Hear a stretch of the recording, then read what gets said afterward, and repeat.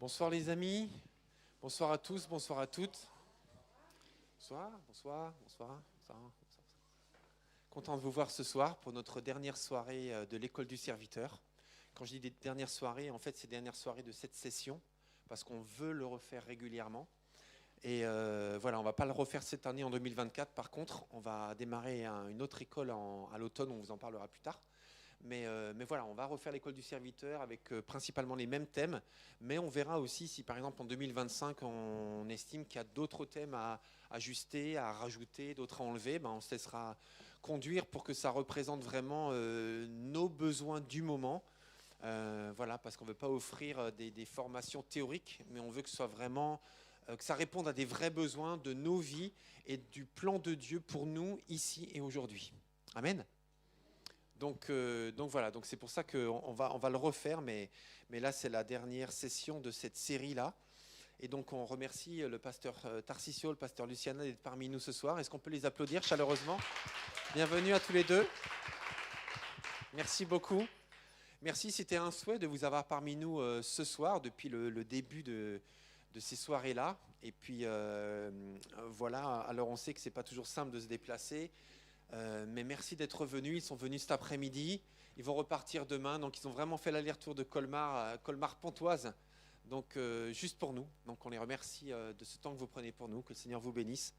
Et c'est très important que vous soyez là ce soir. Je salue aussi ceux qui sont sur Zoom. On vous salue. Est-ce qu'on peut accueillir ceux qui sont sur Zoom? Voilà, on vous applaudit. Vous entendez? Super. Voilà, très bien. Mais écoutez, alors on vous accueille également, même si on insiste toujours pour être en présentiel de préférence, parce que c'est toujours mieux. Et on vit plus de choses, on peut poser ses questions. Voilà, c'est beaucoup plus adapté et immersif quand on est en présence sur place. Et ensuite, ce soir, c'est très important qu'on soit là. Alors j'ai vraiment insisté avant-hier pour qu'on soit nombreux ce soir. J'aurais voulu qu'on soit encore plus nombreux. Et voilà, bon, on est nombreux. Mais parce que pour moi, c'est un sujet fondamental. Et quand je dis pour moi, c'est pour nous. C'est pour nous, c'est un sujet fondamental. Parce que Dieu a de grandes ambitions pour ce monde. Et Dieu a de si grandes ambitions pour l'humanité qu'il a envoyé ce qu'il avait de plus précieux. Et on ne pouvait pas imaginer un Dieu qui s'investit plus dans l'humanité que d'envoyer son propre Fils qui donne sa propre vie pour l'humanité. C'est vous dire l'ambition élevée que Dieu a pour l'humanité, qu'il aime, mais tellement fort depuis le début. Dieu a créé l'humanité, c'est juste l'introduction que je fais en 2 phrases. Dieu a créé l'humanité avec une ambition terrible, incroyable, en lui donnant un jardin parfait, une terre parfaite. Dieu a toujours eu de l'ambition pour l'humanité. Et pour nous, qui sommes chrétiens, il a encore une ambition extraordinaire. Et encore, juste en introduction, certains parmi nous sont des jeunes convertis, d'autres sont des récents convertis, d'autres sont des vieux convertis. Certains, je voudrais savoir qui a donné sa vie à Jésus il y a moins de 5 ans. Levez la main, il y a moins de 5 ans. Ok. Qui a donné sa vie à Jésus entre 5 ans et 15 ans? Levez la main. Ok. Qui a donné sa vie à Jésus il y a entre 15 ans et 30 ans? Levez la main. Pas votre âge de naissance, hein, ça fait 15 ans ou 30 ans. Entre 15 et 30 ans, vous êtes chrétien ou chrétienne. Ok? Qui a donné sa vie à Jésus il y a plus de 30 ans? Ok, gloire à Dieu. Ok, très bien. Alors en fait, vous savez ce qu'on dit des fois? On dit des fois, quand on est jeune chrétien, on a le zèle, mais on n'a pas la sagesse. Et on dit aussi, par contre, quand on est un vieux chrétien, on a la sagesse, mais on n'a plus le zèle. Donc le défi, c'est de rejoindre Dieu dans ses ambitions, d'avoir les ambitions de Dieu, parce qu'on ne veut pas une petite vie chrétienne tranquille dans des chaussons à attendre la mort ou à attendre le retour de Jésus, mais on veut rejoindre Dieu dans son ambition pour l'humanité, pour son Église, pour nos vies, et rejoindre les ambitions de Dieu. Vous êtes d'accord avec ça? Amen. J'imagine que vous êtes un peu venus pour ça ce soir, n'est-ce pas? Oui. Gloire à Dieu. Alors on va tous se mettre debout, s'il vous plaît. On commence déjà avec de l'ambition. Voilà. On ne reste pas assis. On va se mettre debout et on va louer Dieu, on va rendre gloire à Dieu. J'aimerais qu'on puisse simplement bénir le Seigneur, lui dire combien nous l'aimons, et puis qu'on lui demande de nous parler ce soir, qu'on puisse lui dire que nous sommes disponibles pour lui, décider d'entendre sa voix et d'accomplir sa volonté. Alors ce soir, laissez-vous porter par votre cœur, par votre désir d'apprendre de la part de Dieu, par votre désir de vivre de nouvelles choses en Dieu, et adressez-vous tout simplement à votre Dieu. Seigneur mon Dieu, pour ma part, moi je m'adresse à toi aussi, parce que je suis très très heureux d'être là ce soir, très heureux de la présence de Tarcisio et Luciana. Merci mon Dieu pour eux, merci pour chacun d'entre nous. Nous tous, nous avons vécu des choses fortes avec Dieu. Nous tous, nous avons vu ta grâce. Nous tous, nous avons vu ta puissance. Nous tous, nous avons été surpris par des réponses à des prières. Nous tous, nous avons été bénis et encouragés par ce que tu as fait dans nos vies et dans la vie des gens qui nous entouraient. Nous tous, nous avons été surpris parce que tu as agi bien au-delà de ce que nous avions imaginé. Et nous-mêmes, notre propre vie chrétienne, nous sommes le résultat d'un miracle. Parce que tu es venu nous chercher alors que nous étions loin de toi. Parce que nous étions parfois dans un chaos, ou parfois dans un combat intérieur, ou parfois nous étions tellement loin d'imaginer devenir chrétien un jour. Mais nous le sommes devenus parce que tu es intervenu. Alors Seigneur, ce soir, pour ma part, moi, je veux que tu me bouleverses. Je veux que tu me bouscules. Je veux que tu m'emmènes dans tes ambitions. Je veux que tu renouvelles ma foi, que tu renouvelles mon zèle, que tu renouvelles ma joie de t'appartenir, que tu renouvelles ma passion pour toi, ma passion pour ce monde, ma passion pour le témoignage, ma passion pour l'amour, Seigneur, l'amour pour toi, l'amour pour les autres. Seigneur, je veux que tu me renouvelles et que tu renouvelles ton Église ce soir. Merci Seigneur. Amen. Gloire à toi Jésus. Seigneur, je veux que tu gloire à toi Jésus.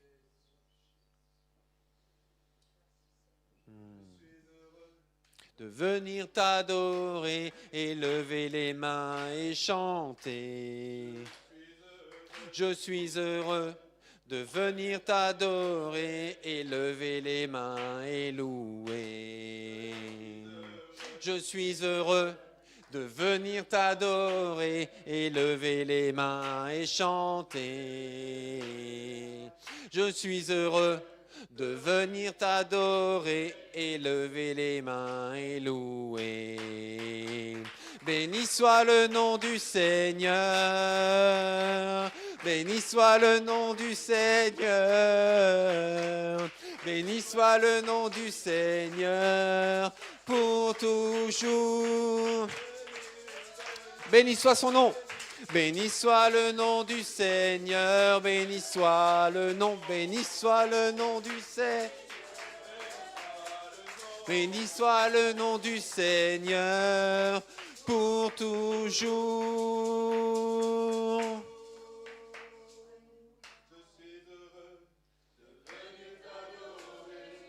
Merci Seigneur Dieu. À toi la gloire, Jésus-Christ. Dieu Tout-Puissant, Père éternel. Prince de la paix, tu es vivant et glorieux, Seigneur Jésus. Merci, Seigneur Dieu. Gloire à toi, Jésus.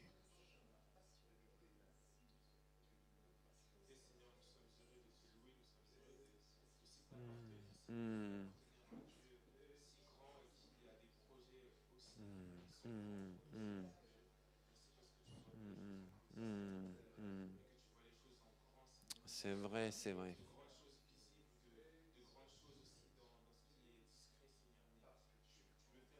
Merci Seigneur Dieu, oui.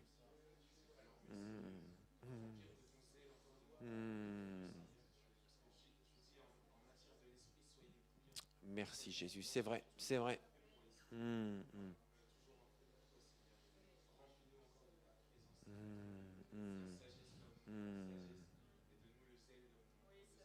Merci Seigneur.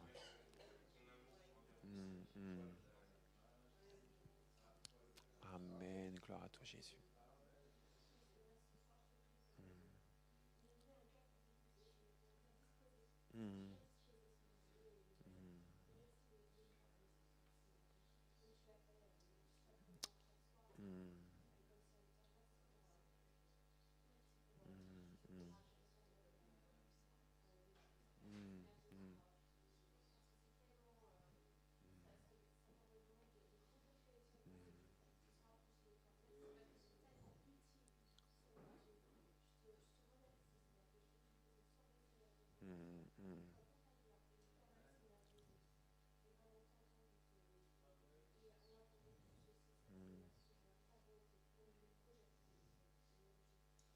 Alléluia, toi la gloire, Jésus.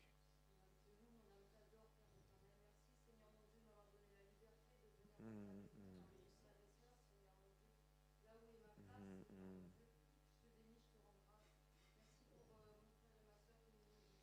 Merci Jésus, oui. Mm, mm, mm, mm, mm, mm. C'est vrai, merci Seigneur. Mm,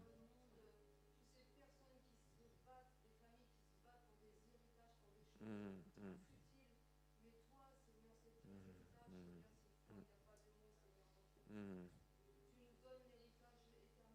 Merci Jésus, merci Seigneur, oui. Mm, mm,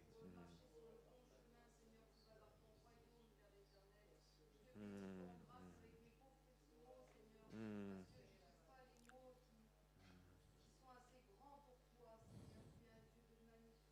mm, mm,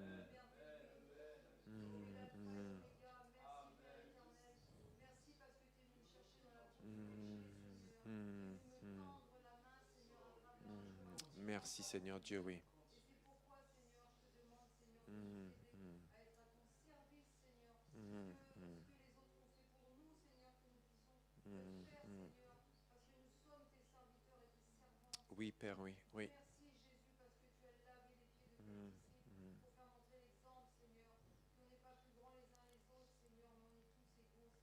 Merci Seigneur, oui, oui.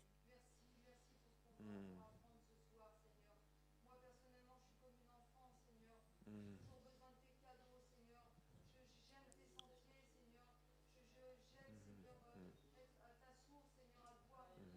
mm, mm, mm. Amen, amen. Merci Seigneur Dieu, oui. Mm, mm. Merci Seigneur, amen. Amen, gloire à toi Seigneur. Nous allons continuer à adorer le Seigneur en nous plongeant dans sa parole, tout simplement, en nous plongeant dans sa volonté. Je vous invite à reprendre place et je vais laisser la place au pasteur Tarcisio. Voilà.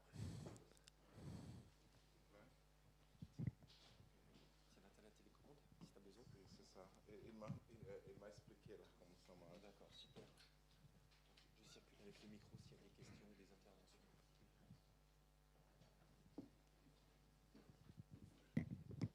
Bonsoir, bonsoir. Bem, bonsoir à ceux qui nous regardent via Zoom. Il y a quelqu'un qui a dit, mais vous faites 4 heures, 5 heures comme ça, aller-retour, pas de problème. J'ai dit à Georges, au Brésil, on faisait 3 heures pour aller travailler e 3 heures pour revenir. Tu vois. Donc, comme le pays est tellement grand, on était toujours habitué à faire de longs trajets. Amém? Je remercie à Dieu vraiment pour l'invitation do pastor Felipe, aussi la présence du pastor Annie aussi, Annie. J'ai toujours du mal à dire Annie, voilà, Annie, voilà. Et c'est vraiment super parce que cette école de serviteurs, elle a changé l'histoire de notre église. Hein. Voilà, avant, on avait une église que les gens venaient, partaient, venaient, partaient, venaient. Les gens étaient mécontents, partaient, voilà, et après, ils étaient contents, ils restaient. Et une fois que nous avons mis aussi cette école de serviteurs, que chacun met selon la réalité de son église, notre église, elle n'a plus eu de problèmes avec des gens qui partent mécontents, parce que j'ai pris déjà qu'ils n'arrivent même pas. Voilà, je dis, Seigneur, que le mécontent n'entre pas dans la porte, reste loin, voilà. Et donc, aujourd'hui, on est vraiment en train de vivre quelque chose d'extraordinaire. Vous avez eu le bonjour de l'église, d'accord? Ils sont en train de se réunir là maintenant, dans la réunion de prière. Et je suis content parce que je crois que Dieu il a de grandes choses pour nous, au nom de Jésus. Amém? Alléluia. Je dis toujours que je ne suis pas un prédicateur, d'accord? Je raconte les témoignages de ce que j'ai vu.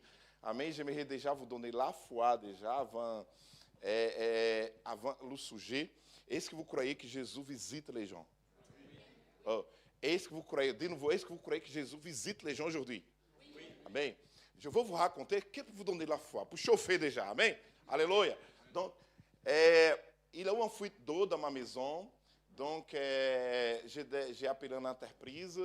Et une entreprise de peinture est venue aujourd'hui, ce matin. Avant d'y passer, j'ai dit, écoute, il faut que vous veniez à 9 h du matin, parce qu'à 10 h, je dois prendre la voiture pour aller à Pontoise. Et à 9 h, ils étaient là, le propriétaire, il est alsacien de Munster, hein, voilà, franco-allemand. Voilà, donc, il était arrivé. Et quand il arrive, je le regarde, moi je voulais qu'il fasse le truc rapide parce que je voulais partir. Voilà, quand il arrive, je le regarde comme ça, il me regarde, ses yeux commencent à briller, c'est ça? Je suis brésilien, hein, mais selon Philippe, déjà français. Ça fait déjà 12 ans qu'on est là, 13 ans. Voilà. Donc voilà, 13, presque 14. Et ses yeux brillaient.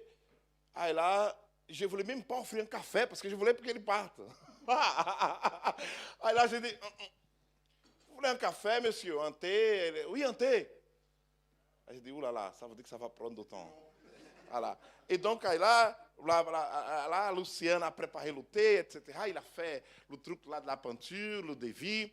Après, quand il était assis, mais avant, j'avais dit, je suis pasteur. J'ai dit, je suis pasteur. Il a dit, ah, enchanté, voilà. Et quand il était assis à côté de moi, je le regardais comme ça. Je dis, Seigneur, je dois partir, Jesus. Et dans mon cœur, tu assis, dites à lui que je l'aime. Aí là, je dis, pas grave. Après, les radars qui m'épargnent. Là, dans la vitesse. Je dis, on va venir 140, 160. Alors, elle dit, monsieur, Jésus vous aime. Il fait, Jésus vous aime. Ce n'est pas par hasard que vous êtes là. Hein? Il a un projet pour votre vie. Luciane a dit, je veux dormir. Parce qu'elle se réveillée, parce que je sais que tu es assise, je vais parler. Aí là, quand il était là, il a fait, cet homme, il a fait comme ça. Il dit, pasteur, il faut que je vous dise une chose. J'ai dit, oui, que je n'ai jamais dit, même pas à ma femme.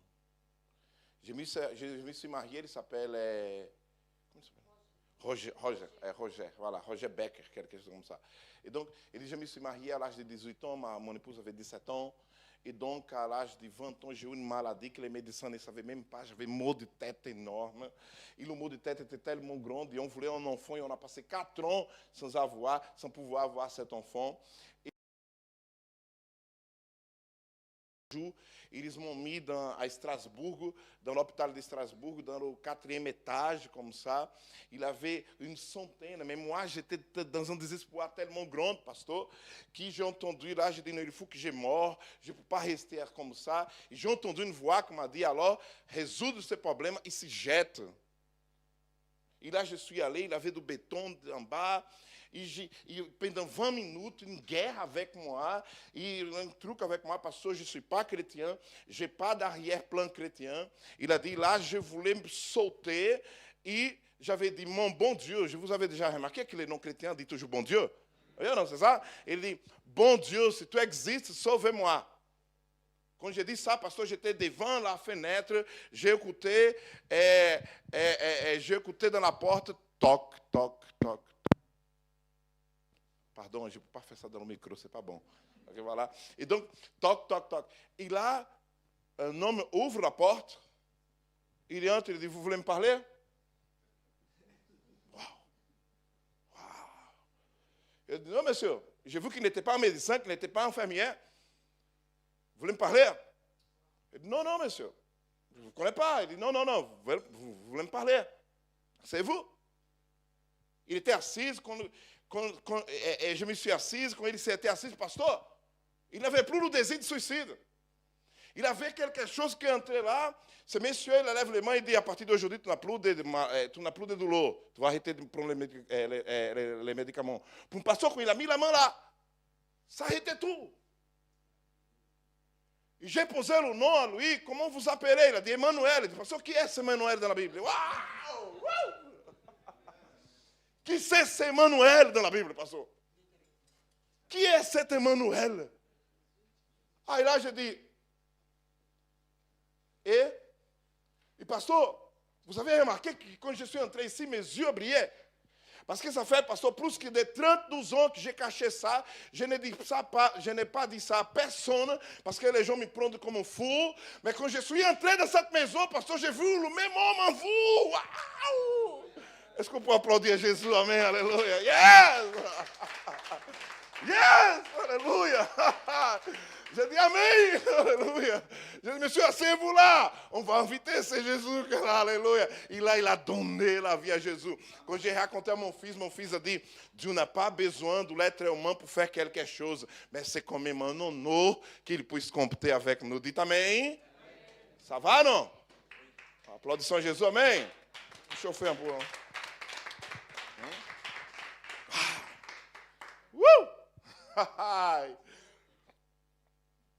J'ai dit, Luciane, j'ai déjà vécu beaucoup de choses, mais comme ça, c'était énorme. Mais il y a une chose importante. Et si je n'avais pas dit à lui, Jésus t'aime, il allait rester encore quelques années avec ses... Et là, j'ai dit, appelle ton épouse, dis à ton épouse, il y a une église à Manstec, c'est le pasteur Alain. J'ai pris son portable, j'ai dit, je vais déjà te mettre en contact avec le pasteur Alain de Manstec. Il va te dire, ah, mais oui, pasteur, oui, je vais apprendre la Bible. Il a dit, Amen. Jésus fait comme ça. Dites Amen. Alléluia. Ça va, non? On pouvait déjà terminer, non? Oui? Josué chapitre 14, verset 12. Aujourd'hui, le pasteur Philippe m'a demandé de parler un peu sur ce thème. Écoute, j'ai combien de temps? 30 minutes, ça va? Oui, il faut qu'on ait tout terminé à... C'est ça? Voilà, ok. Ah, ça va. Ah, j'ai mis là 30 minutes déjà dans le chronomètre, tu vois? Pour finir, parce que... Écoute, je ne sais pas si c'est l'image de Pontoise, hein? J'ai cherché, c'est ça, voilà, c'est pas. Écoute, moi, j'ai terminé, notre église, on a beaucoup de choses là maintenant, ce sont 19 ministères, j'ai des réunions tous les jours avec 2 ou 3 ministères, hier on a eu un temps super avec la louange, et quand j'ai préparé vraiment ça, j'ai eu une réunion avec 1h du matin encore, via Zoom. J'ai commencé à 1h30 du matin d'aujourd'hui, de la nuit. J'ai fini à 5h. Alors, aujourd'hui, tout. S'il y a des fautes en français, après, j'ai demandé au pasteur Philippe de corriger. C'est bon. Josué chapitre 14, verset 12. Est-ce que quelqu'un pourra lire, s'il vous plaît, pour moi? Le verset 12. 14, 12. Genèse 14. Non, Josué. Josué 14, verset 12.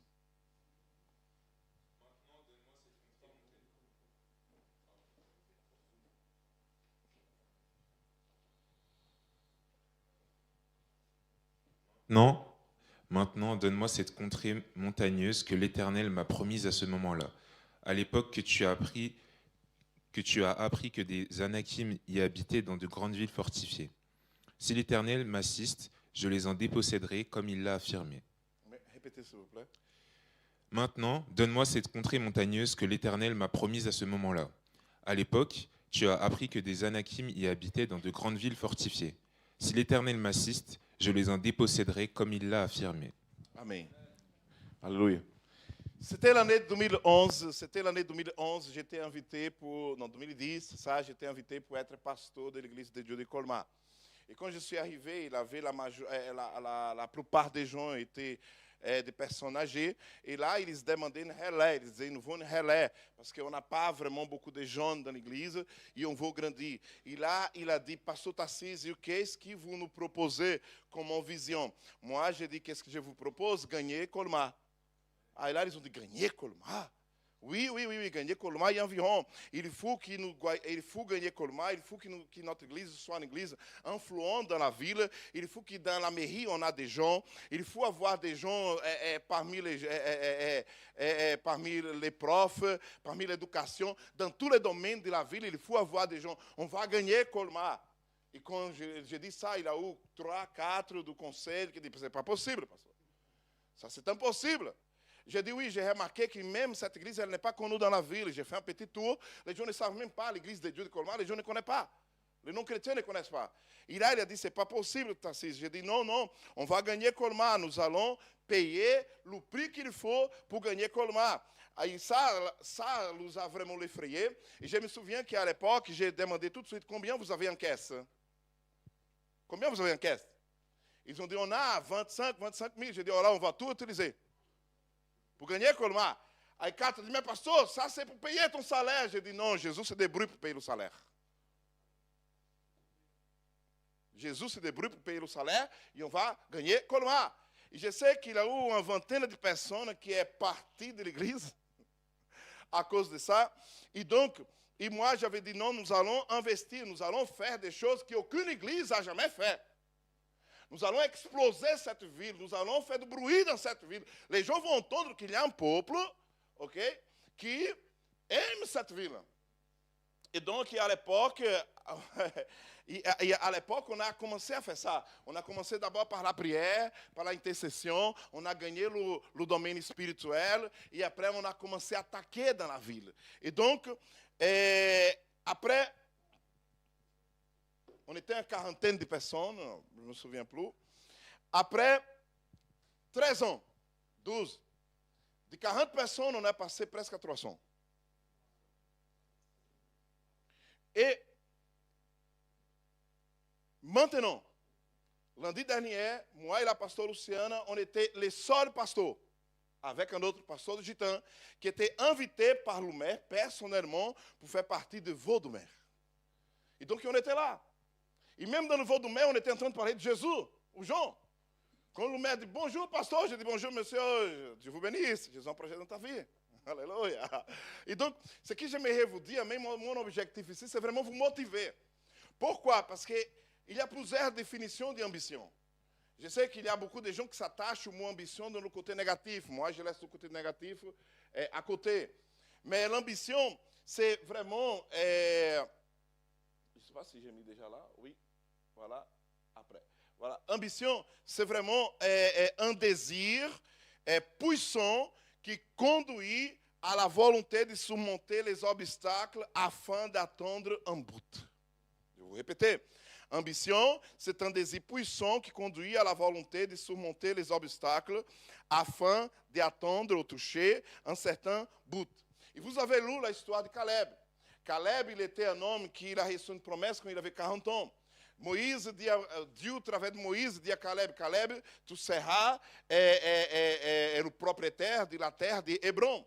E après, il y a eu Josué, et Caleb, il était vraiment fidèle à Josué. Est-ce que j'aimerais vous dire, leaders là, s'il vous plaît, tous les leaders là, des ministères, priez à Dieu différemment. Parfois, on prie, Seigneur, envoie des gens dans notre ministère, envoie des gens dans notre ministère. Moi, le Saint-Esprit m'a donné une révélation. Priez pour Caleb. Parce que Caleb est loyal. Caleb est à ton côté. Caleb, même s'il n'est pas d'accord, il sera toujours à ton côté. Et Caleb, il est l'exemple d'un serviteur pour des ministères. Parce qu'il était là, à côté de Josué tout le temps. Il était tellement loyal qu'après 85 ans, même lui qui a reçu une promesse directe de Dieu, il va demander la permission de Josué, qui était le pasteur de l'église à cette époque. Dites Amém. Alléluia. Amém. Il va demander la bénédiction, de bénis-moi pour que je puisse aller. Parce que Caleb, il comprenait l'importance de couverture spirituelle. Ce n'est pas contrôle spirituel. Je parle de couverture spirituelle. Amen, alléluia. Et ça c'est un autre sujet. Donc voilà. Et donc Caleb, il demande la bénédiction. Et si vous continuez l'histoire, je vous invite à lire cette histoire parce qu'elle est forte. Il dit à Josué, bénis-moi parce que ça fait 45 ans que j'ai reçu la promesse. Et maintenant, je suis encore plus fort et vigoureux pour aller attaquer les ennemis et conquérir la terre. Waouh! Woo! Alléluia! Amen. Plus fort et vigoureux. Et donc, j'aimerais vraiment pourquoi il a fait ça. Parce qu'il avait une ambition divine. Voilà. Vous allez m'aider à parler français aujourd'hui. Alors, il avait une ambition divine. Et aujourd'hui, je vous pose une petite question. Amen, alléluia. Pourquoi les gens aujourd'hui n'ont-ils pas de grandes ambitions? Pourquoi les églises n'ont-elles pas de grandes ambitions? J'ai parlé un peu avec le pasteur Philippe. Le pasteur Philippe a dit assis dans notre France, là, dans les églises, il y a une culture, comment ça s'appelle? Petitesse. Je ne savais pas de ce mot. Je dis, ah ouais, petitesse. Tout est petit, il y en a toujours petit. Voilà. C'est vrai, hein? Oui ou non? Et donc, mais pourquoi les églises ne font pas de grandes choses? Pourquoi il y a un manque d'ambition dans les églises, dans les chrétiens? Si vous voyez, la plupart des églises des chrétiens, ils sont très confortables. Je me souviens, ils sont vraiment dans le confort. Et donc, il y a 3 choses qui déterminent le manque d'ambition. La première chose, c'est la famille dans laquelle nous sommes nés. Si nous sommes nés dans une famille où nos parents, ils n'avaient pas vraiment de grandes ambitions, Quand je parle de grandes ambitions, ce n'est pas, je veux être très riche. Non, ce n'est pas ça. Si nos parents, ils n'étaient pas des gens vraiment qui étaient audacieux, qui étaient courageux, on n'a pas, si nos parents n'étaient pas vraiment des gens vraiment qui avaient cette ambition divine de faire des grandes choses, automatiquement, les enfants, ils vont faire ce que les parents ont fait. Sauf s'il y a une visite de Dieu dans le chemin. Voilà, ok? Pour briser.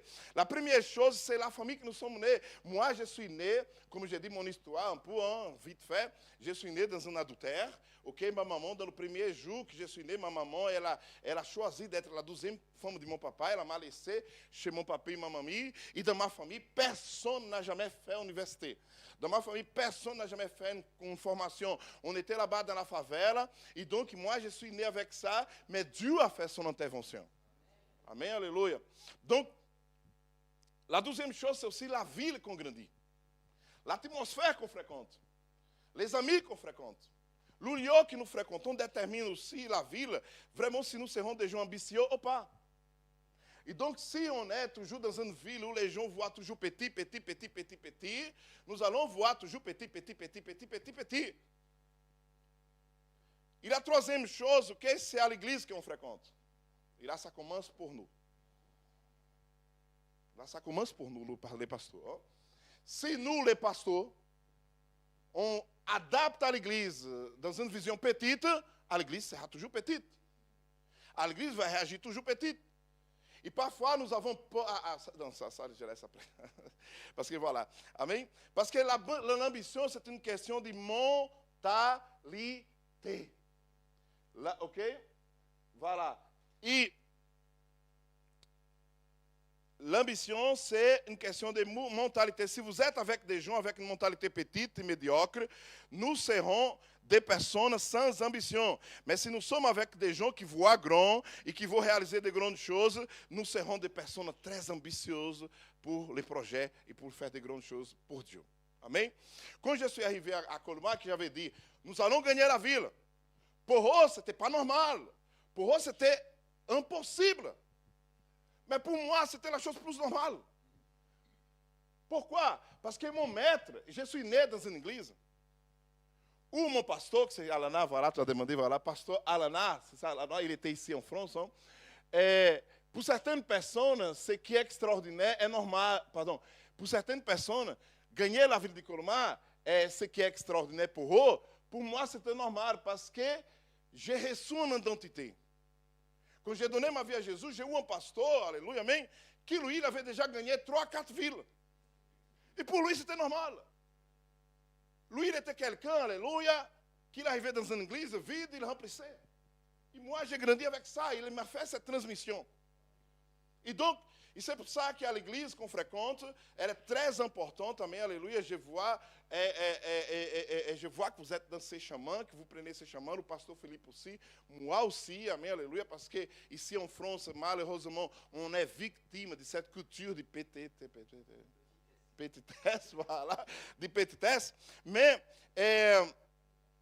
amen, alléluia, mais ce que je me redis, alléluia, c'est simplement, amen, alléluia, qu'il y a une transmission d'identité.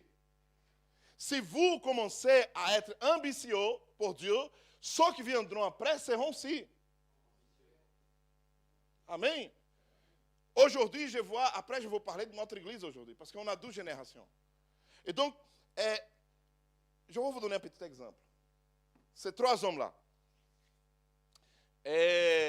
Ce monsieur ici, okay, c'est 2 coachs, au milieu c'est Michael Jordan, et le coach, là, lui, il est de Los Angeles Lakers, qui s'appelle Darvin Ham, et l'autre, c'est Steve Kerr.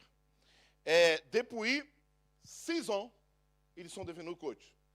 Et ça fait 6 ans, 8 ans que une saison champion Lakers, une autre saison Warriors, une saison Lakers, une saison Warriors. C'est toujours les mêmes qui sont toujours en train de faire, de se battre pour devenir champion.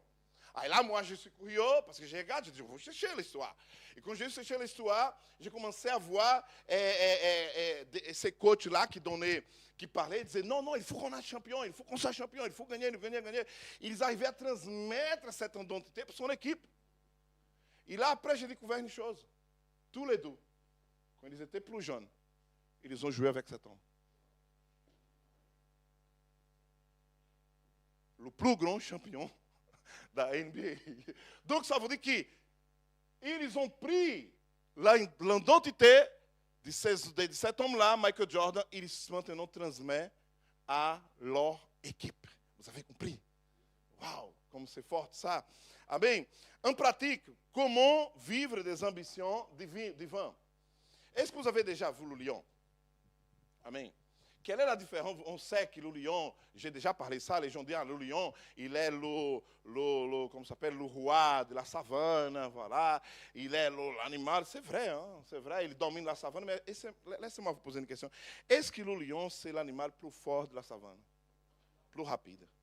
Est-ce qu'il vole? Non. Mais quelle est la différence d'un lion et les autres animaux? Un exemple, un lion en face d'un éléphant. Quand l'éléphant voit le lion, l'éléphant dit, oh, le roi de la savane. Il essaye déjà de se cacher. Et le lion, quand on voit l'éléphant, un éléphant, il dit, mon dîner. Et l'éléphant est 5 fois plus grand que le lion. Mais c'est une question de mentalité. Amen, alléluia. Mentalité, c'est pour ça que nous devons d'abord renoncer à notre mentalité de médiocrité, de petitesse, amém, et entrer dans une mentalité, amém, de ambition pour Dieu. Et si on voit dans la Bible, comme le pasteur Philippe a dit, amém, Dieu est l'ambitieux. Depuis le début. Depuis le début, son ambition, et on continue déjà aujourd'hui. Amen. Alléluia. Mais comment vivre des grandes choses? Alléluia. Amen. La première chose, amen, dans le livre de Genèse, chapitre 12, je crois, verset 2, 3, quand Dieu appelle Abraham, Dieu dit comme ça, Abraham, toi, tu seras grand. Je veux rendre ton nom grand. On a un petit problème dans le milieu des églises parce qu'on a peur de devenir grand et d'être grand. Mais l'appel que nous avons, c'est d'être grand. Parce que l'identité de celui qui est grand est en nous. Dites Amen. Maintenant, tu regardes la personne qui está à droite, à gauche, tu dis comme ça va le grand. Ça va le grand, oui. Ça va le grand. Ça va le grand, ça va le grand, ça va. Amen. Ça va le grand. Le grand, c'est ça, ça va, ça va. Amen. Être grand ne signifie pas être orgueilleux et arrogant. Être grand, c'est une identité, comme je vous ai dit, qui vient d'une autre identité. Quand vous voyez le prince William, c'est ça? William, c'est ça? Hein? Williams. Le prince William, il ne sait pas qu'est-ce que ça veut dire être petit. Comprenez bien, ça c'est vrai. Ces princes-là de l'Angleterre, ils ne savent pas qu'est-ce que ça veut dire être petit. Pourquoi? Parce qu'ils viennent d'une génération de transmission de devenir grand. Il reçoit dans sa tête, il faut que vous soyez grand, il faut que tu sois grand, il faut que tu sois grand. Et là, on se rejoint à la parole de la foi que Jésus a dit quoi? Tout est possible à celui qui croit. Alors, si je suis né dans une atmosphère avec une transmission d'être grand, dans mon cœur, il n'y aura pas la possibilité d'être le contraire. Dites Amen. Et donc, dans le livre de être grand, comme je vous dis là, ok? Être grand, c'est une identité qui vient d'une autre identité, comme je vous ai parlé do pasteur Alaná. É une transmission. Et donc, ça veut dire quoi? Ça veut dire que quand nous se revêtons de l'identité de Dieu, nous commençons à voir comme Dieu voit. Wow! On commence à voir les choses comme Dieu voit. Quand je suis arrivé à Colmar, les gens voyaient la ville est difficile. Je me souviens qu'il y a eu quelqu'un qui disait, pasteur, il n'y a pas de néo-chrétien qui vient ici. Les néo-chrétiens ne viennent pas dans notre église. Sauf que quand je voyais les chaises vides, je disais, ça va, comment tu t'appelles? Je me dis, pasteur est fou, il parle avec la chaise vide. Je dis, bonjour monsieur, c'est la première fois que tu visites ici. Amen, alléluia. On n'avait pas de musicien. On avait Gérard Jorgensen qui jouait le piano à l'époque. Et là, j'ai dit, l'église, il faut qu'on fasse un investissement. Quel est l'investissement? J'ai besoin d'un piano, d'une batterie, de la basse. Moi, j'ai joué la guitare à l'époque, aujourd'hui, je ne joue plus. J'ai besoin de ça, mais pasteur, pourquoi? Est-ce qu'il y a des pianistes? J'ai dit, mais si on prépare la terre, il n'y a pas la pluie. Moi, je vois déjà le pianiste. Alléluia. Amen. Alléluia. Voir comme Dieu voit. Le bateau, je vois déjà le bateau. Ah, là, je me souviens que c'était une guerre, alléluia. Dans la fin d'un culte, il y a eu quelqu'un, tu te souviens, Luciana, qui se lève comme ça à la fin du culte. Il dit, ce que le pasteur Tarcisse a fait, ce n'est pas possible. Il a acheté un piano, une sono, une batterie. On n'a pas de musicien. Il a pris l'argent et a jeté par la fenêtre. Il dit, monsieur, bye bye, pas besoin de revenir. Bye. C'était un conseiller de l'église. Un leader de l'église. Bye bye, pas besoin de venir. C'est vrai qu'il n'est plus revenu. Après, il est venu demander pardon. Et là, il disait, Tarcisse va casser à l'église. Va mettre l'église en faillite. Et là, après, je vois quelqu'un qui voyait le piano tout seul. Au moment de la louange, on était là, j'ai vu quelqu'un là, Jonathan, qui était. Aí là, je dis, waouh, monsieur, qu'est-ce que c'est ça? Non, parce que je joue la batterie, alléluia. Après, Marion, vous connaissez Marion? Marion était là. À l'époque, il était presque en train de se divorcer, hein, Luciana. Voilà, il dit, toi, elle pastor, je suis fils d'un pasteur, je joue le piano. Aujourd'hui, amém, nous avons 5 bateaux, 4 pianistes, nous avons 3 guitaristes, 3 gens de basse. On a presque 4 groupes.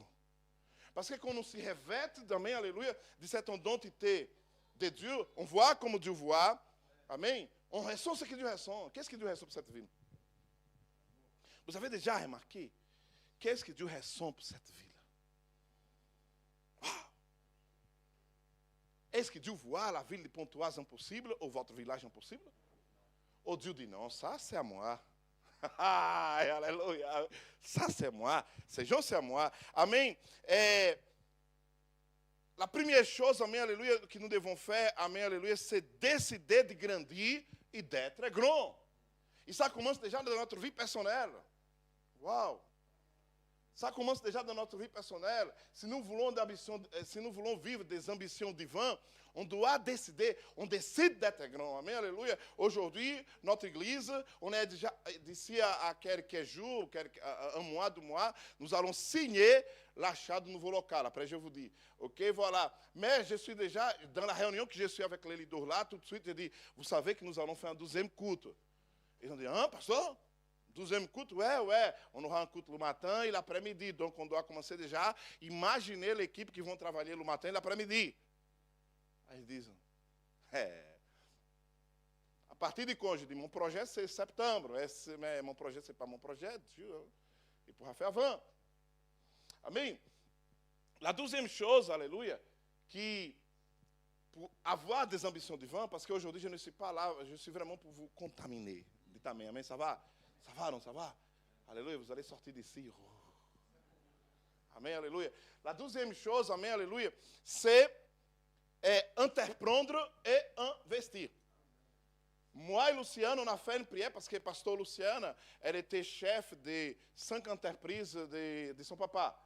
Donc, elle était entrepreneuse de grandes entreprises, de 200, 300 personnes. Donc, quand nous sommes arrivés ici en France, on remarquait que l'église était pour les pauvres, pas pour les riches. Et le pauvre n'avait pas le droit de devenir riche. Il fallait qu'il continue pauvre. Et donc, ça, c'est pas le projet de Dieu. Amém, ça, c'est pas le projet de Dieu. Je ne suis pas en train de dire que riche, c'est avoir des entreprises, etc. Non, riche, c'est une mentalité. Il y a des gens qui ont beaucoup d'argent, mais sont pauvres. Amém? C'est vrai. Il y a des gens qui ont beaucoup d'argent, mais sont pauvres. Et donc, entreprendre, l'église doit apprendre à entreprendre. Dans le livre d'Ésaïe 11:6, Ecclésiastes 11:6. Quelqu'un pourra ouvrir là, s'il vous plaît? Ecclésiastes 11:6.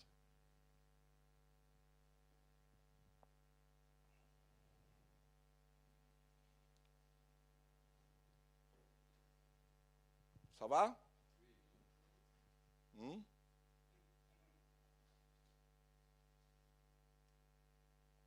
Si vous avez, qui a ouvert Ecclésiastes 11:6, le micro pour lui, où est le micro, qu'il puisse lire, voilà. Amen. C'est qui? Qu'est-ce qu'il dit là? Dès le matin, répands ta semence et jusqu'au soir, ne t'accorde pas de repos. car tu ne sais pas de l'une ou l'autre activité laquelle réussira, ou si les deux s'avéreront aussi bonnes l'une que l'autre. Entreprendre é l'action de décider de faire quelque chose e le mettre en pratique. Entreprendre, c'est ça.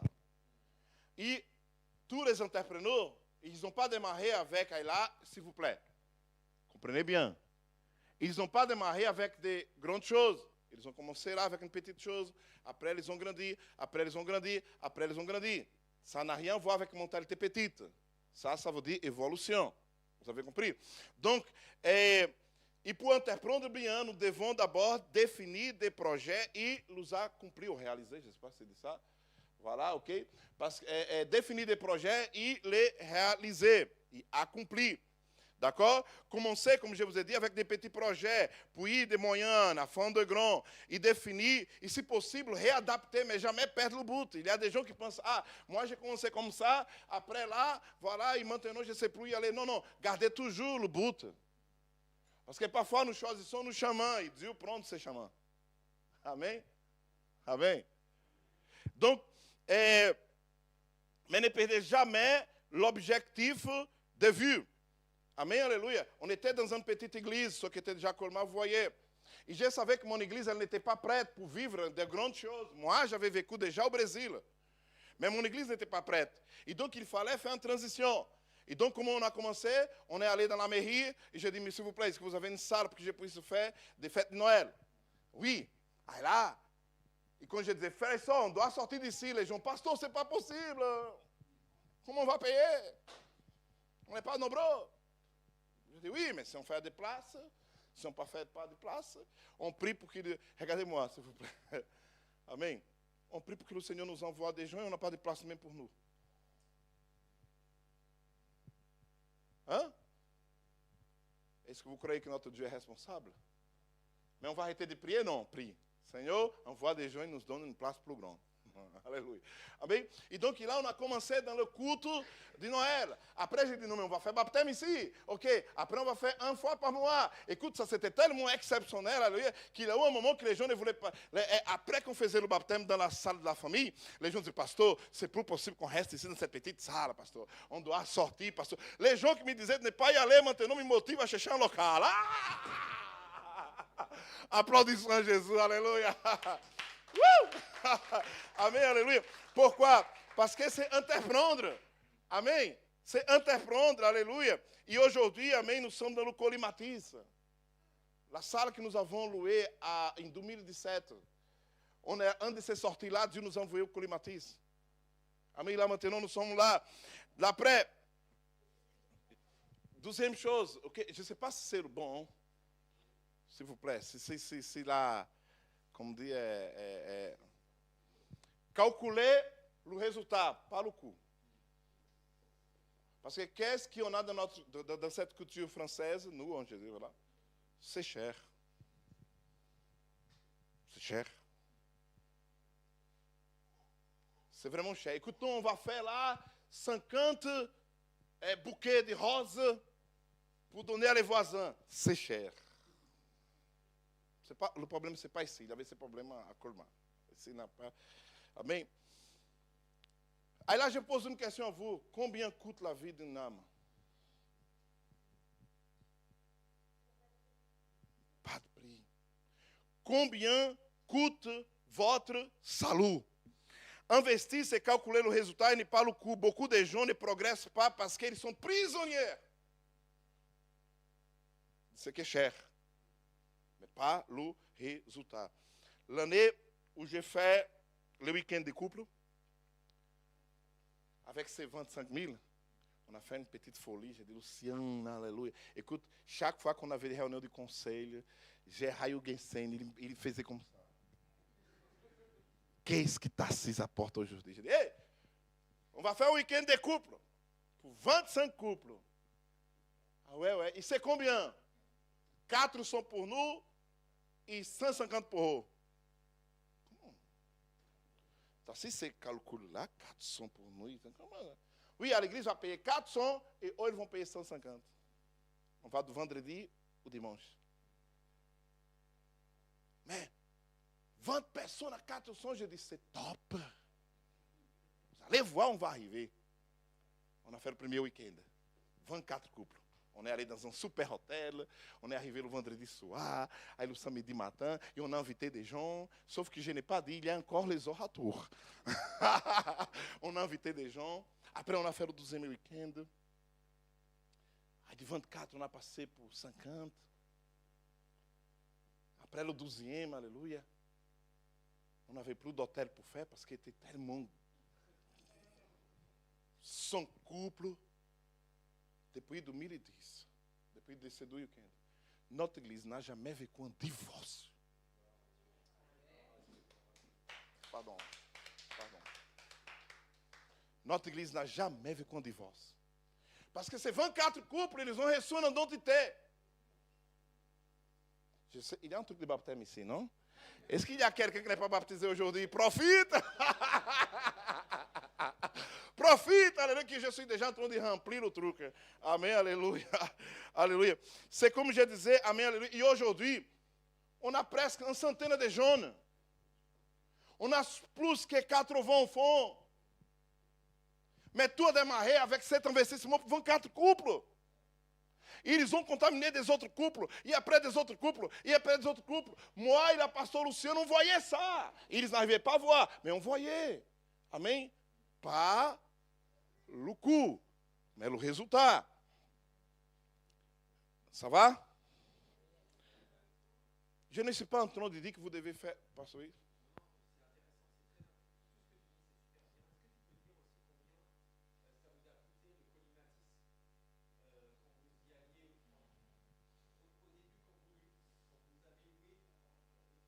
Puis quand vous avez loué la salle que vous avez aujourd'hui, tu m'as dit au téléphone combien ça vous coûtait par mois. Et du coup, c'était un défi. Parce que tu parlais de cher, mais il faut regarder le résultat et pas le coût. Et le coût était élevé, mais le résultat aujourd'hui en vaut la peine. Tu te rappelles combien ça coûtait à peu près par mois? Oui, bien sûr. Je me souviens qu'on a réuni le conseil de l'église et on a dit, écoute, combien on peut payer pour une location que le dimanche? Aí lá, on connaît un peu Colmar, voilà, et Colmar est une ville qui est considérée comme des bourgeoise. Et donc, une location, c'est 1 000 euros, 1 200 euros, qui est un jour. Voilà. Et donc, on a calculé là devant, on a dit, écoute, ça va donner 4 000, le minimum, on va négocier entre 3 500 et 4 000. Et donc, nous sommes allés là-bas parler avec cette personne. Quand nous sommes allés parler avec cette personne, sauf qu'on n'avait pas le 4 000. On pouvait payer 1 000. 2 000. Mais là, on a dit, on va, on ose. Et donc là, quand nous sommes allés là-bas, je me souviens qu'on a réuni avec Benoît, qui était le gérant à l'époque, et on a dit, monsieur, combien vous louez le colimatis pour... Ça va? Voilà. Monsieur, combien vous... Oui, c'est bon, voilà. J'ai dit, monsieur, combien vous louez le colimatis 4 dimanches? Parce qu'il dit, ouais, il fallait monter et démonter, tout le monde. 1500. Non, il dit 1500. Ah, je dis, oh là là, 6000. Les dimanches, 1500. Hein? Voilà. 6000. Elle dit, non. Vous payez 350 par mois, par dimanche. Je dis, hein? Elle dit, mais ça, c'est top. Waouh. Après, mais monsieur, on va. Et si je vole le mardi? Je vous donne 500 de plus. Elle dit, ouais, ici je vole le lundi aussi. Pour la répète du groupe. Et on a commencé avec 2 000 euros. Mais laissez-moi vous dire une chose. Plus d'espace, plus de gens. Amen. C'était un risque qu'on a pris. Après, je vais vous parler là. OK? Parce que après, je vais vous parler par rapport à ça. C'était un risque qu'on a pris, mais aujourd'hui, le résultat est là. Sauf que tout ça, c'était en bas de prière. L'église priait déjà depuis qu'elle était enseignée, donnez-nous un local, même si c'est pour location, donnez-nous un local. Il avait une prière commune de l'église. L'église n'acceptait plus d'être là où on était. Et donc c'était ça, Pasteur Philippe. On a démarré avec 2 000, 1500, après on est passé à 2 000 euros. OK? Donc voilà. Pour terminer, je viens au 3e point. Il y a beaucoup de choses à parler, mais après c'est le pasteur Philippe qui va se débrouiller avec vous pour continuer. Amen, alléluia. Dites amen. Vous dormez là, ça va? Alléluia. Vous allez du mal à dormir aujourd'hui parce que vous allez dormir avec tellement d'ambition. Alléluia. Uau! Alléluia. Amen. Calculez le résultat par le coup. Amen. On continue. La troisième. Souvenez-vous, première chose, décidez de devenir grand. Mentalité. Changez votre mentalité. Au nom de Jésus. Amen. Ça, c'est une prière. Seigneur, je décide de me voir grand. Je décide de voir mon église grand. Je décide de voir mon ministère grand. Deuxième chose, ok, entreprendre et investir. Amen. Allez entreprendre et investir. Alléluia. Il n'y a pas, s'il vous plaît, il n'y a pas de projet sans l'argent. Et plus qu'on donne de l'argent, Dieu nous donne de l'argent. Et comme ça, on ne doit pas avoir de tabou. Je me souviens quand je suis venu à l'église, les gens disaient, ouais, parler de dîmes à l'église, c'est un tabou pour la France, pour les chrétiens, pas pour les non-chrétiens. Le non-chrétien, il a le plaisir de donner. Aujourd'hui, quand nous parlons là, même j'étais le premier, j'étais crucifié parce que j'ai mis carte bancaire à l'église. Je me souviens, hein, ils ont mis un croix comme ça. Oh là là, crucifié. Avant le Covid. Après le Covid, les églises m'appelaient et j'étais crucifié, pas pour le non-chrétien, pour le chrétien, pardon, pour le chrétien. Après le Covid, les églises m'appelaient, pasteur, tu sais qu'aujourd'hui, on ne peut plus même toucher les trucs là. Comment vous avez fait pour la carte? J'ai dit, j'ai ressuscité. Alléluia. Après le troisième jour. Amen, alléluia. Et donc, ce qui, je me redis, amen, alléluia, c'est qu'aujourd'hui, quand vous allez à quelque part, vous payez avec des espèces ou cartes? Carte. Personne n'utilise plus d'espèces. Et pourquoi? Même pas les chèques. Et pourquoi l'église continue encore? Non. Aujourd'hui, en Louisiana, dimanche dernier, alléluia, Júlio il a commencé à faire la louange, voilà, écoute, il avait une vingtaine de personnes, j'ai dit, oulala, et maintenant je commence la parole, ou je continue à chanter pour les offrandes. Amém? Investir, parce que Dieu nous bénit. Et troisième chose, pour terminer, courage et foi. Pas Caleb, le nom de Caleb, l'étymologie du nom de Caleb, ça veut dire audacieux, guidé par son courage. Amém? Et le courage d'aller vers l'inconnu. La foi, c'est ça. On va vers l'inconnu. Le courage de quitter votre zone de confort. Il faut avoir le courage. Écoute, c'est vraiment un mécanisme. Une fois qu'on quitte, on ne veut plus rester dans la zone de confort. On veut rester toujours dans la zone de risque. Alléluia. C'est top, ça. Moi, maintenant, moi et la pasteur Luciano, on est toujours en train de contrôler les petits. Les nouveaux brebis. Parce que les nouveaux brebis vont des projets tout le temps. Pasteur, minute. D'abord, on se refait et après on part. Tu vois? Donc, et le courage, amém, de prendre des risques. Parfois, c'est mieux être considéré comme un ridicule, mais pas comme un lâche. Parfois, c'est mieux être considéré comme un selvage. Je me souviens que les gens disaient, ah, ce pasteur-là. Un jour, j'étais en train, parce que c'est ma folie, s'il te plaît, ce n'est pas doctrine, non? S'il te plaît, ce n'est pas de doctrine. Ah, le pasteur Tassis a dit que maintenant il faut prier pour les voitures. Ce n'est pas de doutrine, c'est folie. Amém? Je me souviens que j'ai pris do huile et j'ai commencé à vendre toutes les voitures et Colmar. J'ai commencé à vendre. À l'époque, on avait une quinzaine de voitures à l'église. Et j'ai commencé à vendre. Senhor, c'est chrétien. C'est chrétien. Senhor, quand ce monsieur va ouvrir. Et je me souviens, j'ai aussi le truc là, comment ça s'appelle, qui ouvre? Comment ça s'appelle? Le poignet. J'ai dit, Seigneur, il y a une onction en moi. Le moment qu'il va ouvrir le poignet, il aura un virus sain qui va passer. Aujourd'hui, si vous allez le dimanche matin, plein de voitures. Quand j'ai commencé à aller dans les rues de Colmar pour prier, tout seul, avec Luciano, on sortait parfois à minuit en train de prier, La police arrêtait, la police me connaît très bien. Plusieurs fois, la police m'arrête. Ah, c'est le pasteur, voilà. Tu viens, un jour, j'étais avec un bouteille. Écoute, il faut que je termine, on a encore 10 minutes. J'étais avec un bouteille d'eau. La police m'arrête. Bonjour, monsieur. De huile, pardon, bouteille d'huile. J'étais là, dans la rue avec les bouteilles d'huile, la police m'arrête, c'est vrai. Bonjour. Il ne me connaissait pas encore. Vous êtes qui? Pasteur. Pasteur? Ouais. Pasteur, vous êtes en train de boire quoi là? Pas boire, c'est de l'huile. De l'huile? Et vous allez faire la cuisine, pasteur? Non, monsieur. Si vous voulez avoir moins de travail, laissez-moi prier pour cette ville.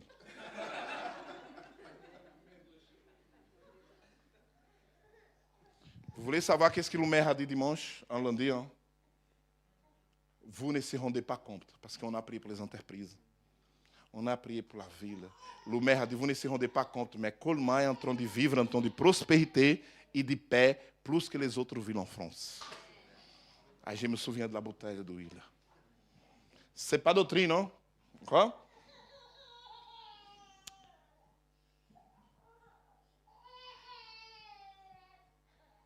Le plus grand ennemi de l'Église, je suis déjà à la fin, et la foi et le courage d'aller vers l'inconnu, le courage de quitter la zone de confort, le courage de prendre des risques. Et la foi que c'est Dieu qui met son rêve dans notre cœur.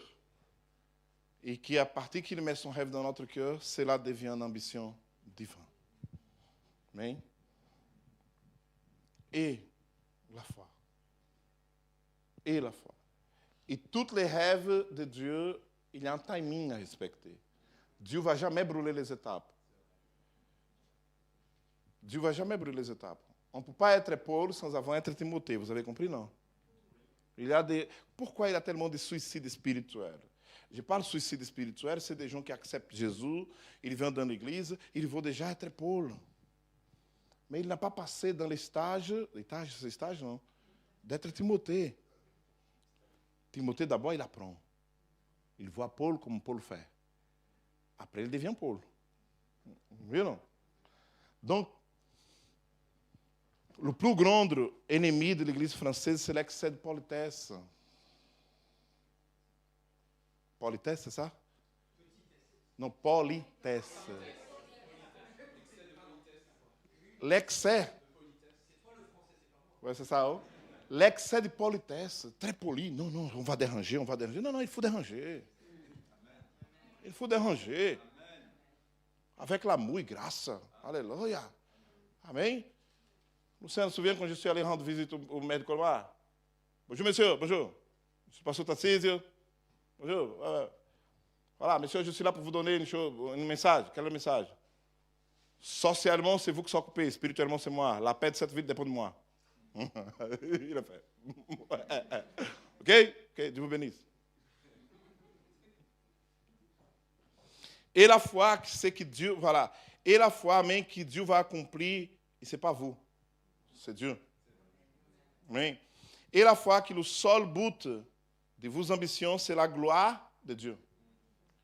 Et si vous avez des ambitions divines, cette église aura des ambitions divines. S'il vous plaît, arrêtez de penser que c'est que le pasteur. Pasteur. Parce que c'est incroyable. Le pasteur, amém, alléluia, il est... Maintenant, je veux parler du pasteur. Alléluia. Le pasteur, il est aimé et parfois détruit en même temps. Hein?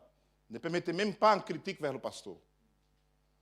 Il n'y a personne ici dans cette église qui travaille plus que le couple pastoral. Personne. Quand vous allez en vacances, vous ne pensez pas dans le membre de l'église. Le pasteur va en vacances, il n'arrive pas à se détacher. C'est dur. Parfois même dormir, hein, Luciano. Aujourd'hui, c'est le jour des vacances. Jour de congé. On ne part pas d'église. On se couche dans le lit. On regarde l'autre, mais le frère. Alléluia. Sors cet esprit. Alléluia. J'ai terminé déjà. Hein, parce que j'ai qu'une dernière leçon. Non, mais c'est vrai. Maintenant, on va dans le restaurant, maman, un couple.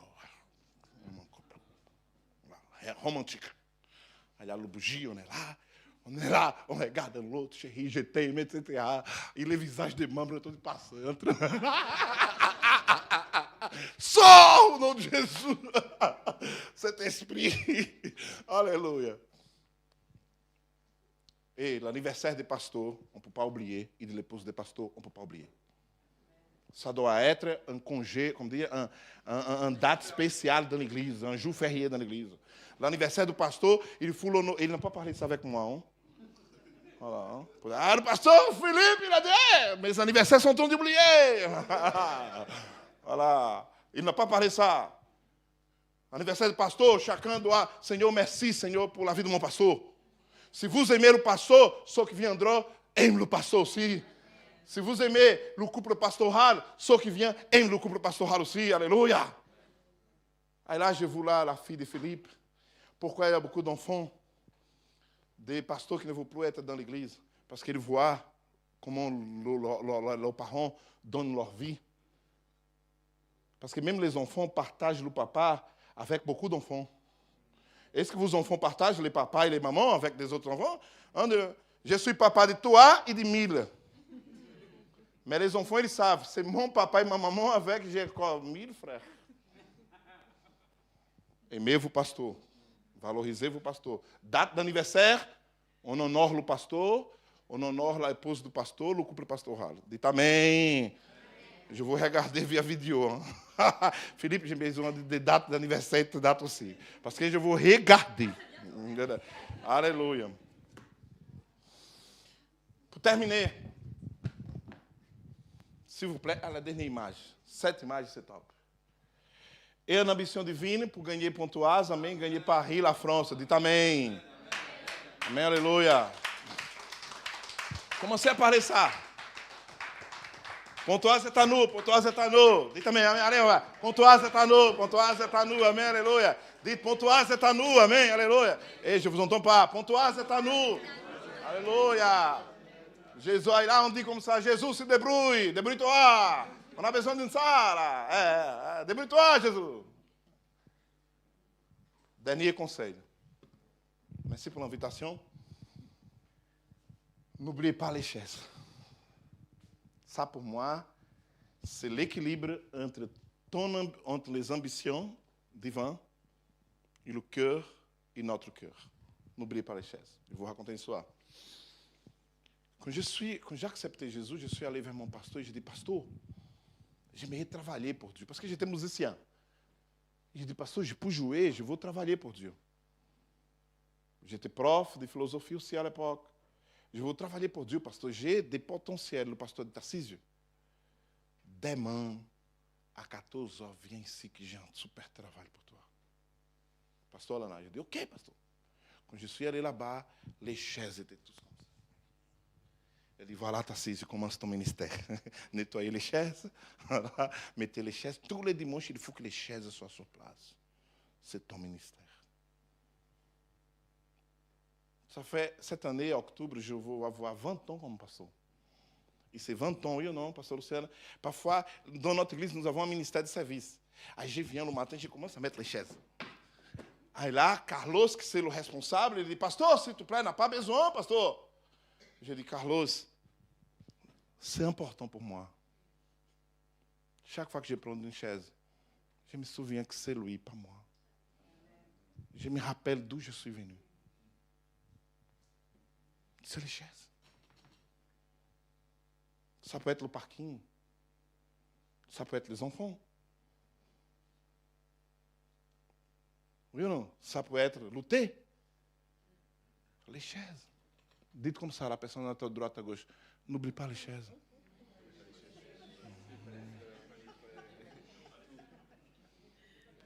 Notre humilité. Quand vous pensez quand viendra un sentiment que vous êtes en train de faire de grandes choses, regardez les chaises. Amém? On va se lever. Philippe, tu veux dire quelque chose ou... On va... Assise. Ouais. Voilà. Ouais. Je préfère que ce soit toi qui le Ouais, dise parce amen. que je ne vais pas te contredire. Mais non, garde le micro, reste là. Je ne vais pas me mettre là parce que là, il y a la table qui a été baptisée. C'est ça. En fait, moi, je suis très, très encouragé parce qu'on est sur cette voie-là. Clairement, on en parle en équipe pastorale, on en parle en conseil. On en parle suite à l'école du ministère. On a fait comme vous, hein. D'ailleurs, je ne sais pas si vous le saviez, mais si on a démarré cette école du ministère, c'est sur le conseil de Tarcísio, en fait. Et on en a parlé en équipe pastorale. Bon, bref, tout ça, je ne vais pas rentrer dans le détail, l'heure avance. Mais en débriefant les questionnaires sur les dons que plusieurs ont remplis, on est sur cette voie-là. Tout ce qu'il a dit ce soir, on est sur cette voie-là. On n'est pas sur une voie de garage, on n'est pas entre parenthèses, on est sur cette voie-là. Et tout ce qu'on a vu ce soir, on y est. Et le but, en fait, c'est d'y aller pleinement, d'y aller vraiment, et de franchir une nouvelle étape. Mais on est dans cette direction-là, on y est vraiment. Et il y a un temps de questions-réponses. Juste avant ça, je vais prendre un témoignage. Je ne dis pas un petit témoignage, je dis un témoignage. D'accord ? On lit pas des passages, on ne fait pas une petite prière, on fait une prière. D'accord ? On ne lit pas un petit passage dans la Bible, parce que la Bible n'est pas petite, on lit un passage dans la Bible. D'accord ? Cette semaine, Sarah et moi, on a fait le tour de toutes les possibilités. On a cherché des salles sur Pontoise, parce que notre appel, c'est à Pontoise. C'est pas à Cergy, c'est pas à Saint-Ouen-l'Aumône, c'est pas à Vauréal, c'est pas à Jouy-le-Moutier, c'est à Pontoise.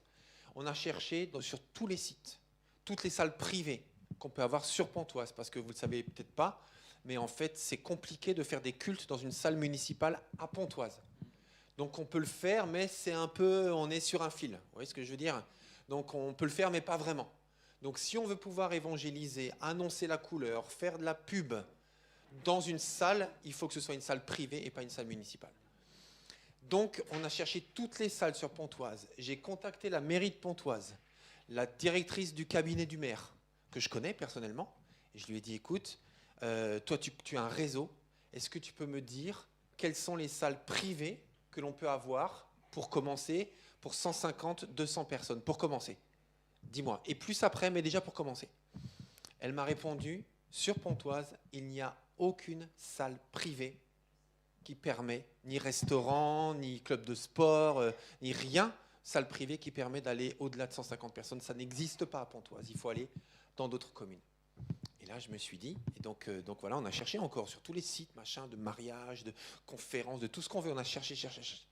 Et là, on s'est dit, Seigneur, il faut qu'on franchisse un cap. Il faut qu'on trouve cette place. Amen. Alors, on ne peut pas louer une salle à Pontoise. Alors, soit on va la louer ailleurs, parce que s'il faut de la place, il faut de la place. Donc, soit on va la louer à Saint-Ouen-l'Aumône, parce que c'est le plus près. Soit on va la louer à Cergy, mais il faut qu'on ait de la place, ou soit on achète. Tout simplement. Mais on ne peut pas rester comme ça. Ça, c'est sûr.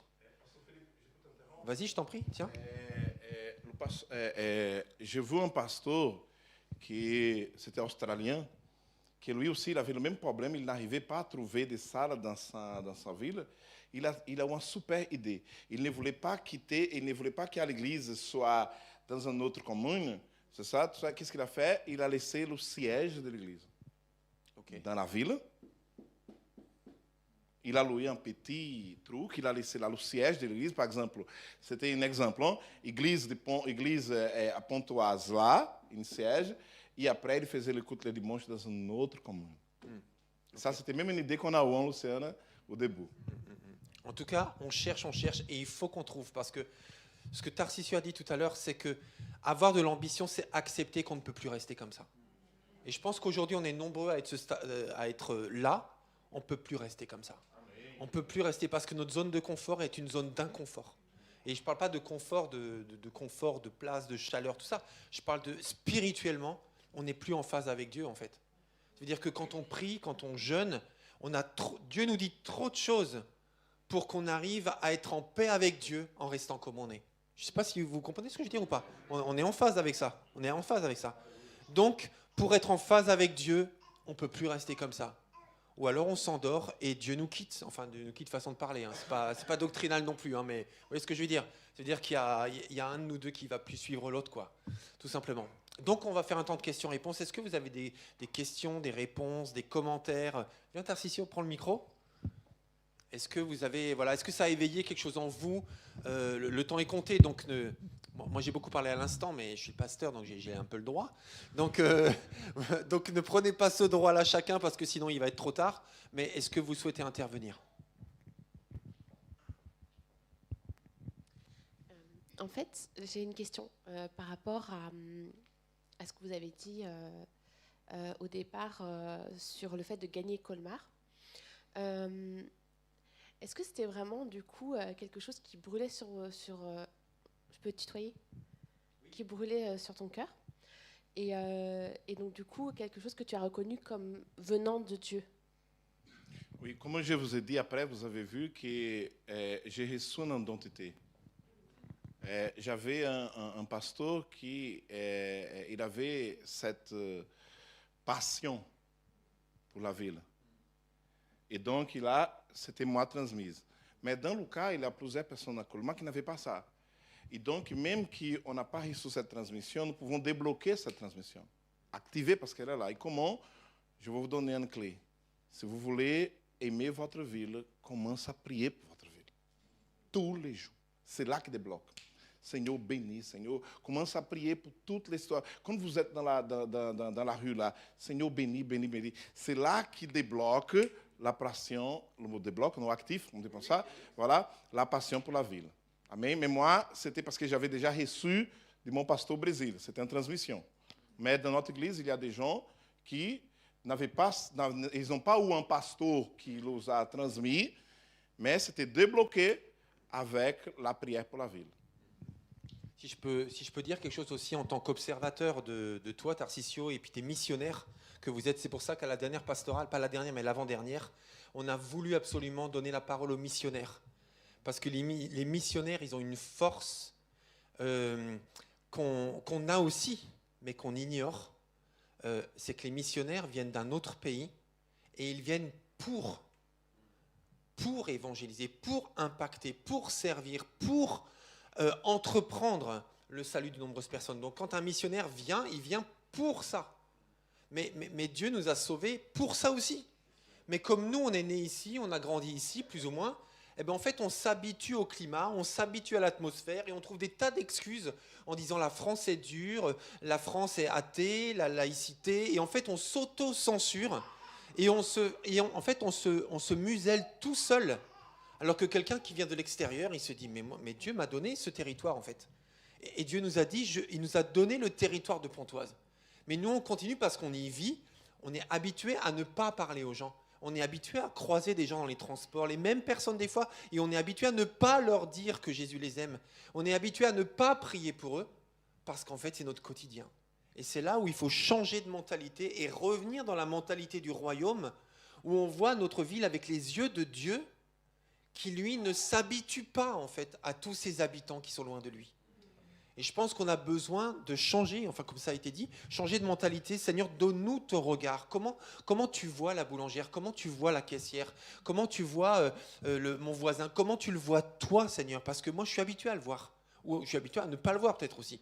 Mais comment tu le vois toi, Seigneur? Je veux voir les choses à ta manière pour ne plus m'habituer à ne pas être un témoin. Oui, Georges. Il y a une chose très pratique, c'est savoir que tout est intentionnel. Alors, comme il a dit, on arrive ici avec l'intention de gagner les gens. Chacun de nous, nous devons avoir ça, commencer comme un effort. Quand vous allez commencer, ça sera un effort. Après, ça sera naturel. Mais chaque matin, Seigneur, aujourd'hui, je dois parler à quelqu'un. Seigneur, je dois annoncer ton évangile. Ça, c'est un effort. Pour commencer, ce n'est pas naturel. Alors, il faut faire un effort, soit intentionnel, de parler de l'amour de Jésus à quelqu'un. Et vous allez faire un effort, après, ça viendra naturellement. Ça. C'est vrai, merci. Merci pour le conseil. Tiens, Georges, je te passe le micro. Et juste avant que tu parles, je voudrais, par rapport à ça aussi, parler de Alejandro et Raissa qui vont venir prêcher dimanche là.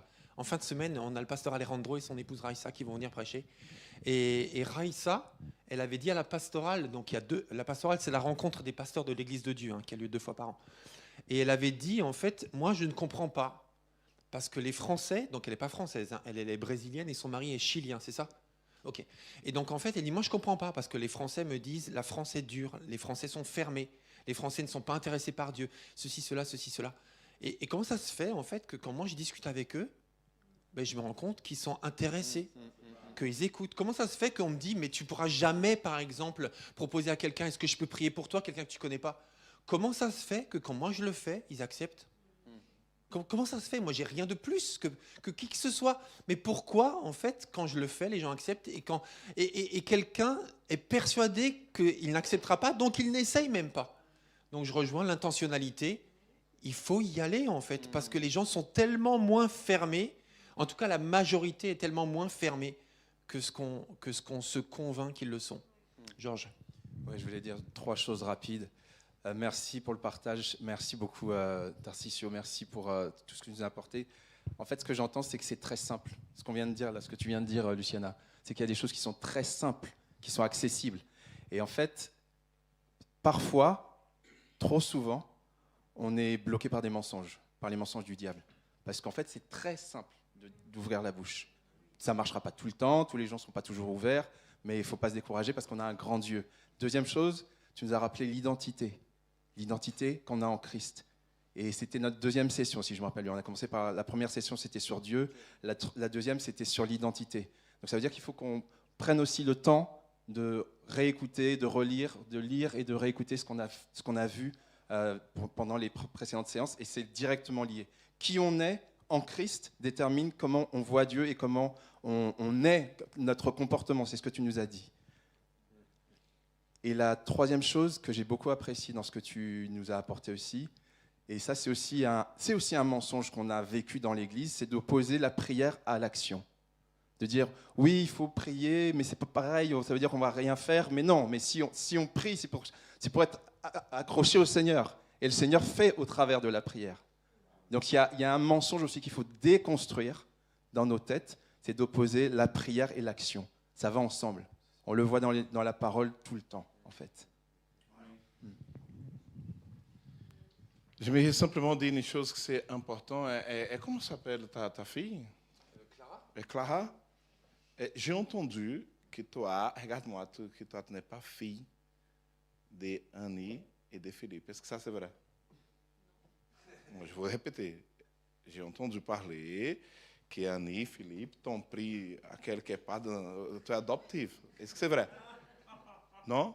Est-ce que tu es sûr que tu es fille, enfant de Annie et Philippe? Oui? Oui ou non? Et dans ton cœur, oui ou non? Oui. En identité, c'est ça. Ce n'est pas accepter que le diable mette dans notre cœur que nous ne sommes pas enfants de Dieu. C'est ça, c'est simplement affirmer, je suis.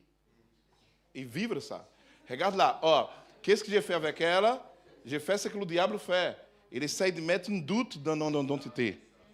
Tu n'es pas enfant. Elle, non, je suis. Non, tu n'es pas enfant. Non, je suis. Tu n'es pas enfant. Non, oui, je suis. C'est comme ça qu'on garde notre identité.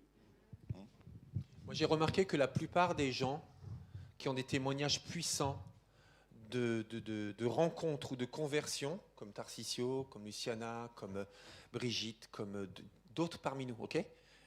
Catherine aussi beaucoup. En fait, la plupart des gens parmi nous qui ont des témoignages forts de conversations inspirées par Dieu avec des non-chrétiens, ils ont tous un point commun. Ils ont plusieurs points communs, certainement. Mais un d'entre eux, je reviens à Mathieu Koumarianos. Vous vous rappelez du pasteur Koumarianos qui était venu prêcher ici? En fait, un jour, il a raconté, c'est vrai cette histoire, un jour, il a raconté qu'il évangélisait dans la rue et il a donné un évangile au président de la République. Ceux qui étaient là, vous vous rappelez ou pas? Jacques Chirac, au moment où il était président de la République, je ne sais plus dans quelle ville, il distribuait des flyers, tout ça, et à un moment donné, en fait, il le faisait près d'un rond-point, et il y a une voiture, vitre fermée, qui roule à côté, enfin un groupe de voitures apparemment, il y en a une qui s'arrête, une vitre qui descend, et lui il discute comme ça, il se tourne, il dit « Monsieur, Jésus vous aime !» Et il reconnaît Jacques Chirac, pendant qu'il était président de la République. Et là, il l'a regardé, il lui a dit quelque chose comme « Merci jeune homme !» Et il continue sa route. Et là, il a un témoignage de fou à raconter, qu'il a dit au président de la République « Jésus vous aime !» Mais comment on peut avoir des témoignages aussi incroyables? Comment on peut avoir des témoignages comme ce matin avec ce gars-là? Comment? Le volume.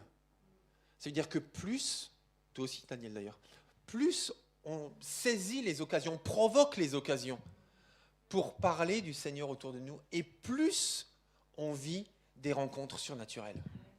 Mais pour ça, il faut le faire encore et encore et encore et encore. Tout simplement. Et Exactement, le ridicule. Il vaut mieux être ridicule que lâche. C'est top.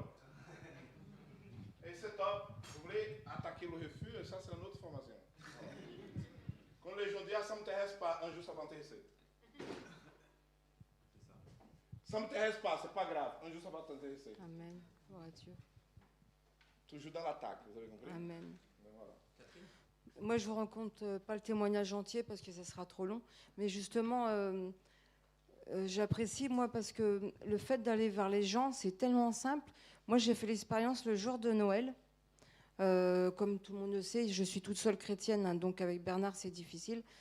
Et le matin, je me suis dit, parce que tous les ans, en fait, je prends des cartes chez Action et je fais au mieux de marquer Joyeux Noël parce que je ne sais pas qui va lire la lettre.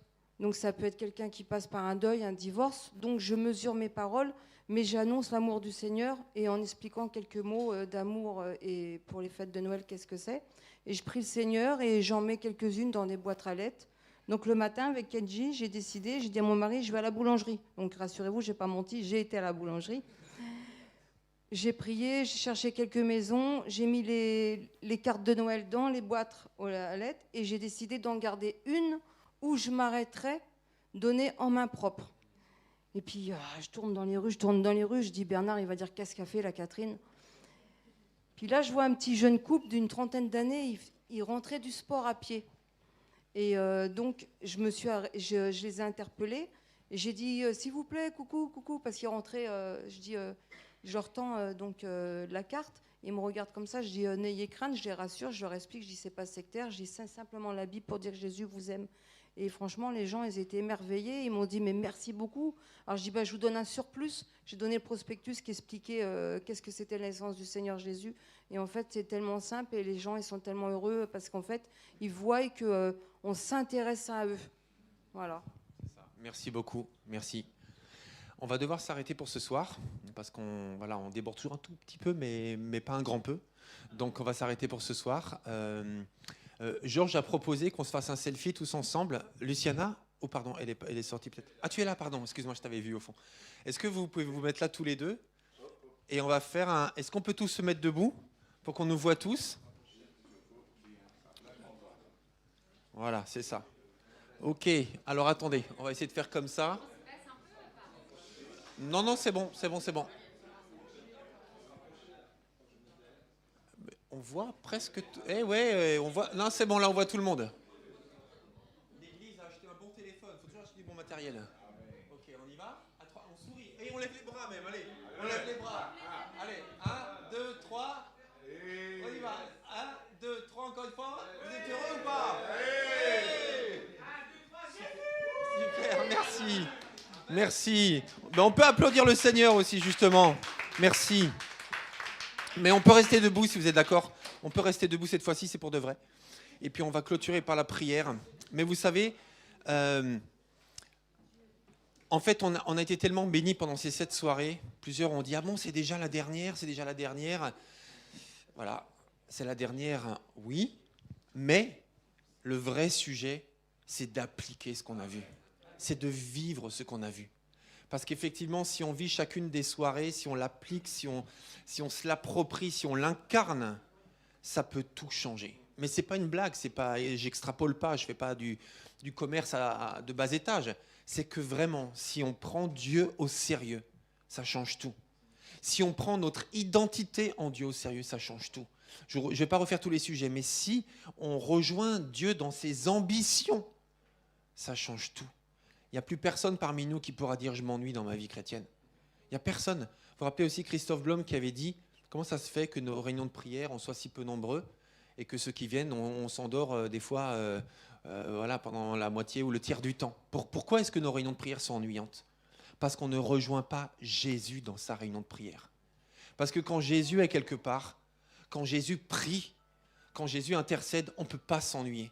Quand on est dans la présence de Jésus, on le voit dans l'Apocalypse, en fait, on voit les visions de Daniel, on ne peut pas s'ennuyer quand Dieu est là. Donc si on s'ennuie, si notre vie est fade, c'est parce qu'on n'est pas dans la dynamique de Dieu. Ce n'est pas un reproche quand je dis ça, mais c'est juste une question de vie, une question d'incarner, une question de vivre ce que Dieu nous montre. Et c'est ça qui fait la différence. Ce n'est pas la connaissance qui fait la différence, c'est de vivre.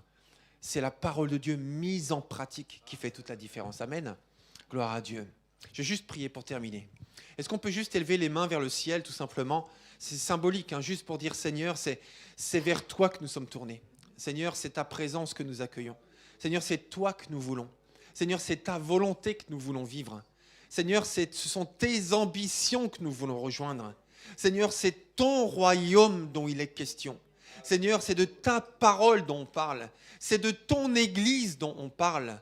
Seigneur, c'est ta volonté dont il est question, Seigneur. Seigneur, nous ne voulons plus rester centrés sur nous.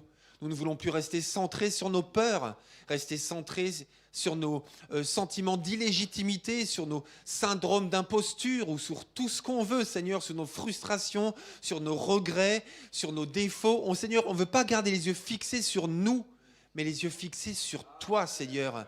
Et nous voulons voir les choses avec tes yeux, vivre les choses avec ton cœur, Seigneur.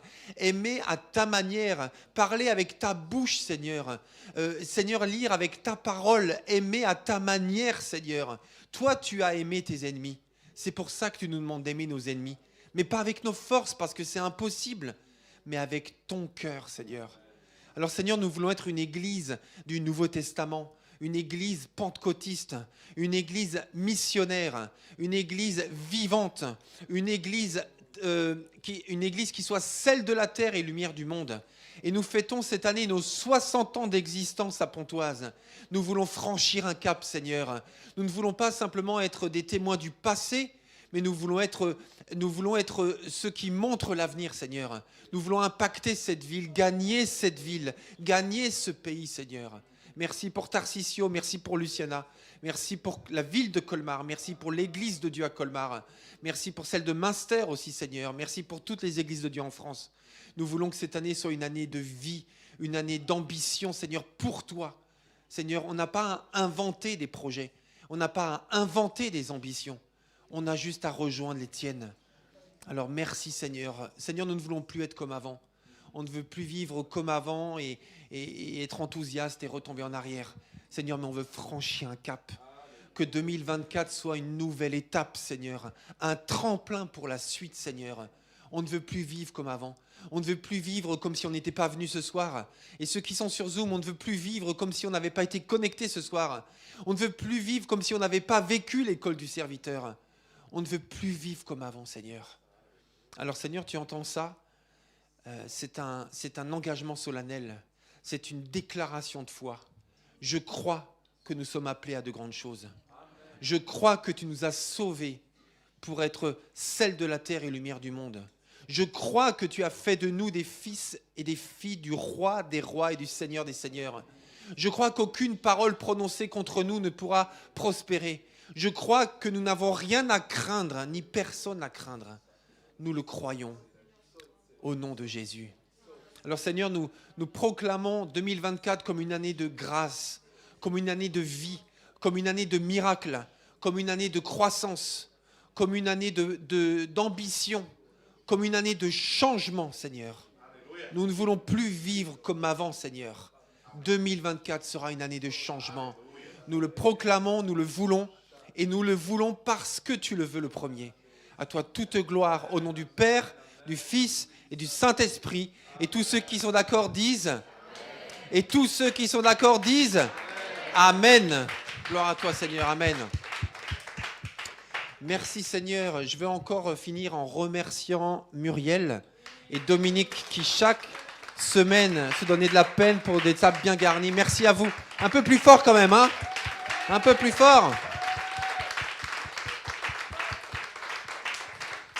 Voilà. Ben, écoutez, et Tevin à la sono aussi, à la vidéo. Merci Tevin, merci. Fidèlement au poste. Merci Tevin. Merci. Donc on est chaud ? On est chaud ? On est chaud ou on n'est pas chaud ? Alors dites oui, alors on est chaud ou pas ? On est chaud. Raphaël ? Lequel ?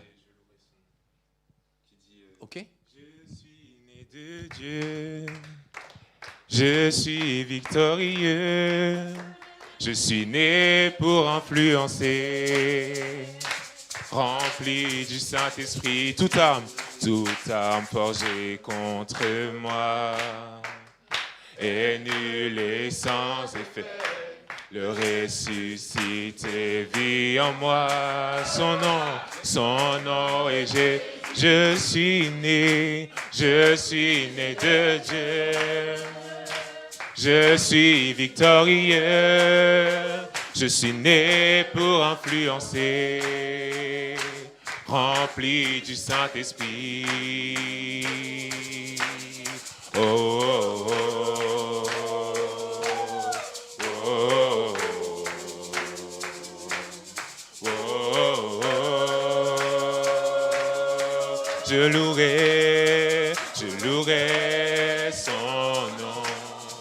Je louerai son nom, je louerai son nom. Je suis, oh je louerai, oh je louerai, oh je louerai son nom.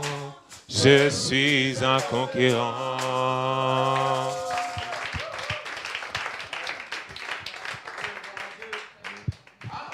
Une très bonne soirée à tous, une très bonne nuit, et puis on reste chaud, mais chaud pour toujours et pour toute l'année au moins. D'accord ? Ok, très bien, bonne soirée à tous, soyez bénis, vous, et vous l'êtes déjà.